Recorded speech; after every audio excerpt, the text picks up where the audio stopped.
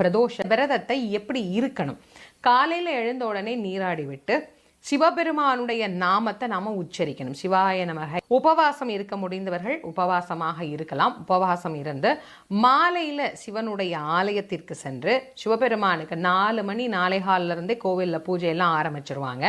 நந்திக்கு அபிஷேக ஆராதனைகள்லாம் செய்து அதற்கு பிறகு சுவாமிக்கு அபிஷேக ஆராதனை செய்து நந்தியில சுவாமி எழுந்தருளி அருள் புரியக்கூடிய நாள். அதனால ஆலயங்கள்ல நந்தி வாகனத்துல சுவாமி ஆரோகணிக்கக்கூடிய அவருடைய பிரகார வலமும் அன்னைக்கு அமைந்திருக்கும். இதன்படி அன்னைக்கு வழிபாடு பண்ணிட்டு அங்க இருக்கக்கூடிய அடியார்களுக்கு ஏதாவது ஒரு பிரசாதம் நைவேத்தியம் பண்ணிட்டு நீங்க விரதத்தை நிறைவு பண்ணிக்கலாம்.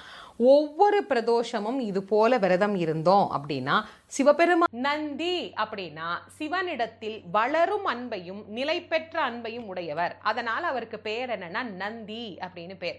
அது என்னங்க வளரும் அன்பு அப்படின்னா, அன்பு ஆரம்பத்துல இருக்கும், அதுக்கப்புறம் தேஞ்சிக்கிட்டே போயிடுதே பல பேருக்கு. ஆனா இவருக்கு அப்படி இல்லை, வளர்ந்து கொண்டே இருக்கும். சிவன்னாலே நந்தி அப்படிங்கிற அளவுக்கு இன்னைக்கு வரைக்கும் அந்த அன்பு வளர்ந்துகிட்டே தானே இருக்கு. அதனால இவருக்கு நந்தி அப்படின்னு பேர். இன்னொரு அர்த்தமும் இருக்கு. நந்தி அப்படின்னா மகிழ்ச்சி அப்படின்னு ஒரு அர்த்தம். நந்தி மகந்தனை ஞான கொழுந்தினை புந்தியில் வைத்தடி போற்றுகின்றேனே, இந்த பாட்டை எல்லாரும் கேட்டிருப்போம். 5 கரத்தனை ஆனை முகத்தனை இந்தின் இளம்பிரை போலுமை ஈற்றனை. இது வரைக்கும் எல்லாரும் பொருள் சொல்லிட்டு நந்தி மகந்தனைன்னு நந்திக்கு பையனா அப்படின்னு யோசிப்போம். அப்படி கிடையாது. நந்தி அப்படின்னா மகிழ்ச்சி அப்படின்னு இங்க நம்ம அர்த்தம் பண்ணிக்கணும். அதே தான் இவருக்கும். எப்போதுமே இவர் மகிழ்ச்சியா தாங்க இருப்பாரு. இவர் ஆனந்த கூத்தாடி கொண்டே இருப்பார். அதனால இவருக்கு பெயர் என்ன அப்படின்னா நந்தி அப்படின்னு பேரு. சரி, இவருடைய அவதாரத்தை பத்தி தெரிஞ்சாச்சு, இவருடைய பெயர் காரணமும் தெரிஞ்சாச்சு, இவருடைய உருவத் தோற்றத்தை பத்தி தெரிஞ்சுக்கணும்ல.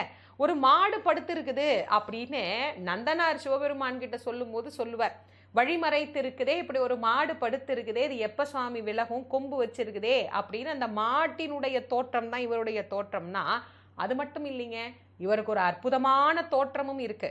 அதாவது தேவ ரூபத்தை உடையவரும் இவரே.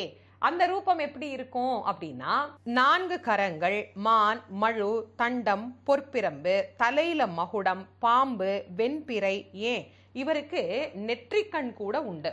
இவருடைய தேவிக்கு குண்டலினி தேவி அப்படின்னு பேரு. சாக்ஷாத் சிவபெருமானுடைய ரூபம் மாதிரியே இவருடைய ரூபமும் இருக்கு இல்லையா? சிவபெருமானுடைய அக்னியிலிருந்து வந்தவர் தானே, அப்ப இவரும் அப்படித்தானே இருப்பாரு. அப்படி அழகிய ஒரு ரூபத்தை உடையவர் தான் நந்தி.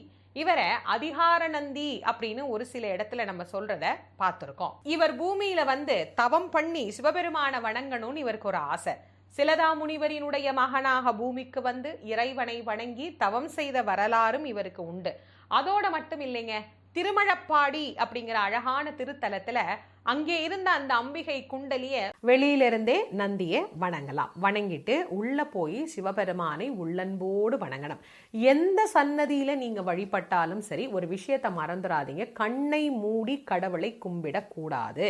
கண்ணை திறந்துத்தான் கடவுளை கும்பிடணும். நாம கண்ணை திறந்து பார்த்து ரசிக்கிறதுக்கு தானே இறைவனுக்கு அவ்வளோ அலங்காரம் பண்ணி வச்சிருக்கிறோம். சுவாமிக்கு ஏன் இவ்வளோ அலங்காரம்? சுவாமி கேட்டாரா? இல்ல, நாம ரசிக்கிறதுக்காகத்தானே இவ்வளோ அலங்காரமும் இறைவனுக்கு. அங்க போய் கண்ணை மூடிக்கிட்டா அப்போ இறைவனை கண்ணை திறந்து வழிபட வேண்டும். சிவபெருமானுடைய நாமங்கள் நமக்கு என்ன தெரியுதோ, என்ன பதிகங்கள் தெரியுதோ அதை சொல்லி பாராயணம் பண்ணி கண்ணை திறந்து உள்ளம் உருகி அன்பு பெருகி பெருமான பிரார்த்தனை பண்ணணும். பிரார்த்தனை பண்ணிட்டு தீபாராதனை வாங்குற போது ரொம்ப பணிவா தீபாராதனை எடுத்துக்கிட்டு திருநீர் வாங்குகின்ற போது 2 கையாலையும் திருநீர் வாங்கி நல்ல நெற்றி நிறைய அந்த திருநீரை வச்சுக்கணும். எப்பவுமே சுவாமி கும்பிடும் போது ஒரு விஷயம் நல்ல ஞாபகம் வச்சுக்கோங்க. எந்த கடவுளை கும்பிட்டாலுமே நாம போன உடனே இப்படி நெஞ்சுக்கு நேரா வணங்குறோம் இல்லையா? தீபாராதனை காட்டும் போது எப்படி கும்பிடணும் அப்படின்னா, 2 கைகளையும் தலைக்கு மேல் தூக்கி பெருமான வணங்கணும். எல்லாம் கடந்து நிற்கக்கூடியவர் பெருமான் இல்லையா? கைகள் கொடுத்த பயனே இறைவனை வணங்குறதுக்கு தானே. அதனால இதுல வெக்கப்படுறதுக்கோ யோசனைக்கோ ஒரு வேலையும் கிடையாது. அதனால தலைக்கு மேல் கை தூக்கி தீபாராதனை காலத்துல பெருமானை வணங்கி, அப்ப திருநீர் வாங்குற போது பணிவா வாங்கி அதை மிச்சம் இருக்கிறத மடிச்சு ஒரு காகிதத்துல எடுத்து நீங்க வச்சுக்கலாம்.